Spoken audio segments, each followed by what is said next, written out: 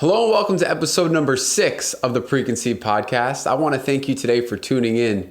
Today's episode honestly was meant to be about the fact that we can go into situations where we don't agree with people and still have great outcomes. And I truly believe that is the case. I want to touch on this maybe in greater depth on future episodes.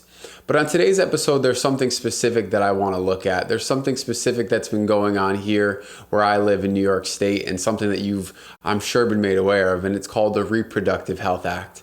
Now, before you tune out and before you click out to another video, I want to just say this. This isn't a video that is meant to cause conflict or to be used to be calling people out and saying that you're wrong. But this is a video, honestly, that I want to discuss some of the topics at hand. And I want to talk about really what we focus on this podcast, what we're meant to think about these situations, how we're meant to handle them, and what our responsibility is. Because we're always going to come into situations in life where we don't necessarily agree.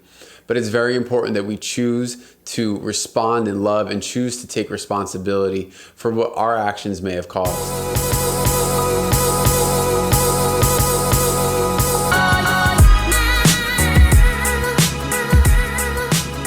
So once again, we're starting to look at the Reproductive Health Act, which has been given the acronym of RHA. Basically, in short, from what I can tell, this has been meant to allow doctors to perform abortions up and through the third trimester, up until 40 weeks. It's also expanded who is able to perform abortions. It's taken the word abortion out of the penal code so that it can't be something that can be prosecuted like it was before. This is some of my understanding. Now, let's be clear here. I'm not a lawyer. I don't know all of the protocol here. I'm not a doctor. I don't know everything that goes into this, but I think there are some very smart people who have studied this and can really give some good understanding. So what I've done is, instead of me trying to explain all of it, is that I put some links in the description below so that you can take a look and you can see what some really intelligent people are saying about this. Now, without going into a debate, I want to just state this. I think that the biggest thing that comes up in discussions about abortion and about this new ruling that has taken place is where life begins. Where does life start? For me, as a Christian, I believe that life begins at conception. I believe this now can be scientifically proven, and I believe this is something very important for us to see and be willing to look at, and we're going to talk about that in a second. Number 2, though, I believe that there's a spiritual element to this. I believe that when God speaks life, when God spoke our lives into existence, that when he spoke those words, there was an identity, there was a purpose, and there was a reason for living that came through in those words when he spoke them into being.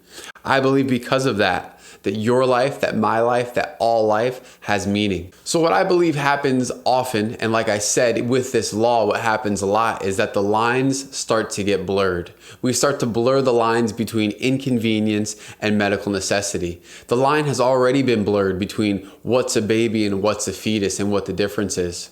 But I believe truthfully that when we look at a baby, when we look at a fetus, when we look at a life at its conception, and we choose to call it something else, I believe what we're doing is we're devaluing human life. We're devaluing purpose, and we're devaluing who we were created to be as adults, as human beings in this world. Because when we look at a child, we look at conception and we say because of where it started and how it began, that baby no longer has value. We can look at our lives now and say, well, I wonder if I have value because I was born into this situation, because I was born into this circumstance. I believe it's a very dangerous thing because I believe that God has a purpose for each one of us. And at the moment of conception, that purpose is actually taken from being a thought in God's mind, being put into a physical being. And I believe it's very important that we understand that there is value in a life at the moment of conception. And a lot of times what we do is we look at situations with terrible circumstances, like a rape, for instance, and we look at that situation, and this is not to make light of it for 1 second, but we look at that situation and we give that person the ability to terminate a pregnancy simply because the circumstances around it were tragic. But my question is that the child's fault that they were born into that situation? I want to post another link below that talks about some notable people who were born into life based off of situations such as rape and the people that they have become in spite of those circumstances, because I believe that even in the worst times, God still wants to bring good out of it, and we need to be aware of that. Another big reason why I believe that this debate between baby and fetus, where the life starts at conception or not. I believe the reason this is such a big conversation is because when we find out that that baby is a baby at the moment of conception, there's a responsibility that comes along with that. And honestly, in a lot of ways, that can be an inconvenient responsibility. When life occurs, when a child is conceived out of whatever situation it might be, whether it's a married couple or somebody else on purpose or by accident, when we find out that that baby exists, that the moment has come where we read the test and we see that it's positive, that there is a responsibility that is incurred in that moment if we believe that that child is actually a child. It's much more convenient to look at that as just a group of cells, just as something that's an inanimate object that is not life yet.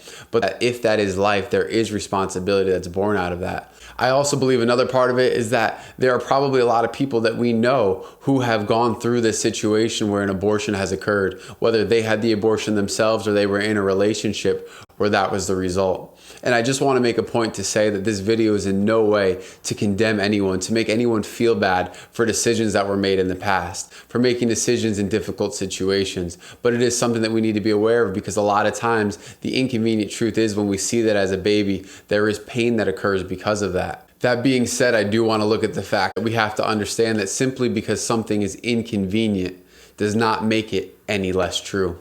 Now, it's crazy to me that you can hear a heartbeat at 6 weeks or 7 weeks, but then at the same time, think about this as not being a child. It's crazy to me that a baby can be born at 22 weeks and actually exist and live in this world, but a baby can be terminated up until 40 weeks without even thinking about a C-section or another option. It's crazy to me that we can look at life and call it something else. And in this day and age, being able to do that is quite commonplace, and it's actually quite dangerous when we start devaluing life to that point where we don't see it as being life, as we don't see value in it, as we don't see a purpose, and we don't see it as something that needs to be protected.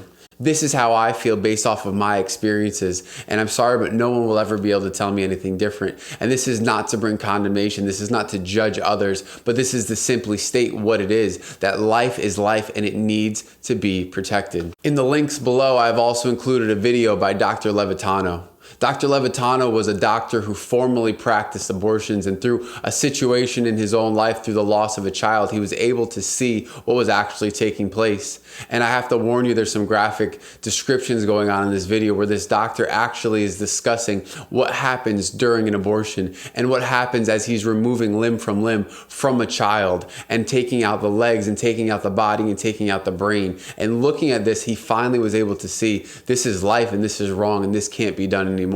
These are from people who have experienced these things and gone through them, and things that don't want to be looked at, that people do not want to see anymore because it's inconvenient. So what's happened is through this movement, and even far before this, when this started in 1973 with Roe v. Wade, what we've seen is that the lives of 60,069,971 have been taken away through abortion. What's happened is that in an effort to be able to protect the rights of some, to be able to protect the lives of some, we have forgotten about 60 million lives that have been taken away through abortion. If we cannot see that the lives of one need to be valued as much as the lives of another, if we can't see that these lives need to be protected, then we are missing the point. We are distracted and we have been deceived in a lot of different ways. 60 million. If you sit and you think about that for a moment, if you let that number sink in and understand that we have allowed this to happen in our country, that we have allowed, and some will celebrate this, but 60 million lives, if this were the lives of any animal, if this was cutting down of 60 million trees, there would be outrage, as there often is. But these are 60 million lives that have been taken away in order to protect the rights of someone else. So the question remains, and for me it becomes, where do we go from here? Each year, 135,000 adoptions take place in this country. But if we compare that to the fact that 638,000 are being aborted, then we need to step up and to do something different. It's not enough to blame somebody else. We need to start to be the solution in these situations. We need to not just talk about these things, but we need to do something about it. We need to take responsibility for who we are as a nation, for who we are as those who call themselves pro-life, as Christians. We need to take responsibility for what we're doing. We need to start to invest in programs. We need to start to invest in some of these charities that are able to start helping these mothers who are making these difficult decisions. And once again, I've linked to a few down below. And we need to start not just investing our money, but also our time into these situations. We need to be aware of what's going on around us.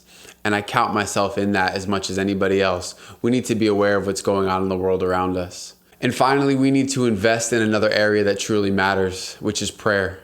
If we don't agree with these decisions taking place, if we don't agree with what's happening in the world around us, we need to choose to be responsible for our part in it, but also responsible to pray, to bring these matters before God and to say, God, we need your touch. We need to see your hand at work. We want to see life come out of this country. We want to see every person, every man, woman, and child to walk in the freedom of life of who they were created to be.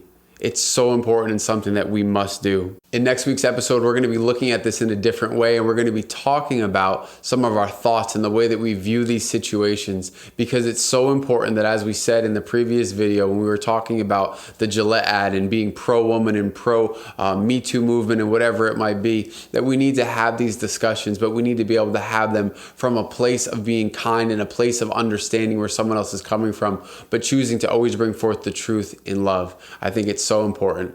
Thank you again for watching this video. I would love to see your comments below, to see what you're thinking, to see what you feel about this, where you fall on the issue, because I believe that communication is important. We're not always going to be doing serious videos like this, but I believe there are times where we need to speak about, we need to discuss what's going on in the world around us. So thank you for watching, and I hope you have a great week.